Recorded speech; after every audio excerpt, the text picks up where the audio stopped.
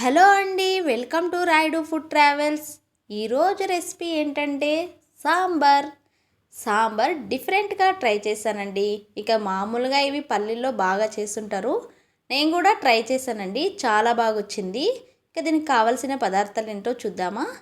ఇంకా సాంబార్ పొడి, కారం పొడి, జీలకర్ర పొడి, కొబ్బరి, వెల్లుల్లి, కొత్తిమీర, ఒక టమోటా ఇలా కోసేసుకొని మిక్సీ జార్కి వేసుకొని మెత్తగా పేస్ట్ చేసుకోవాలండి.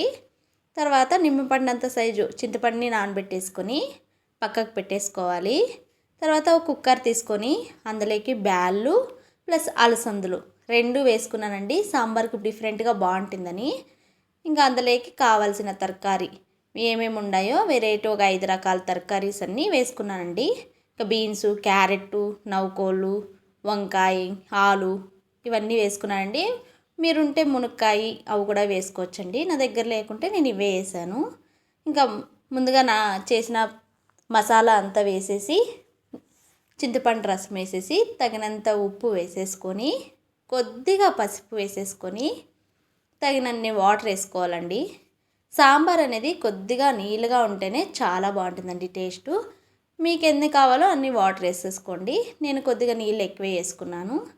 తర్వాత పొంగు రాకుండా నూనె వేసేసి కుక్కర్ విజిల్ పెట్టేసి 3 విజిల్ పెట్టుకోవాలండి. అంతే అండి, సాంబార్ అనేది రెడీ అయిపోతుంది. చూడండి ఎంత బాగా వచ్చిందో, టేస్ట్ కూడా చాలా బాగుందండి. ముద్దలేకి, అన్నంలేకి, చపాతీలేకి చాలా బాగుంటుందండి. మీరు ఎప్పుడన్నా ఇలా అన్నీ ఒకేసారి కుక్కర్కి వేసి చేశారా అండి? చేసింటే కామెంట్ చేసేయండి. ఇంక దీనికి తిరుగుబాతు పెట్టేసుకుందాము.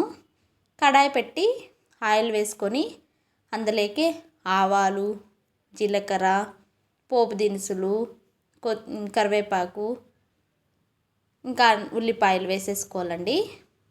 ఇంక మీరు పుష్ప 2 ఎలా ఉందండి, చూసారా మూవీ? అమ్మో, టికెట్ రేట్లండి అలా ఉన్నాయి. బెంగళూరులో అయితే చాలా ఉందండి. ఇంకా అందుకే ఫస్ట్ రోజు అయితే మేము వెళ్ళలేదు. ఎవరన్నా వెళ్ళింటే ఎలా ఉందో కామెంట్ చేసేయండి. ఇంక ఈ వీడియో నచ్చితే లైక్ చేయండి, షేర్ చేయండి, సబ్స్క్రైబ్ చేసుకోండి.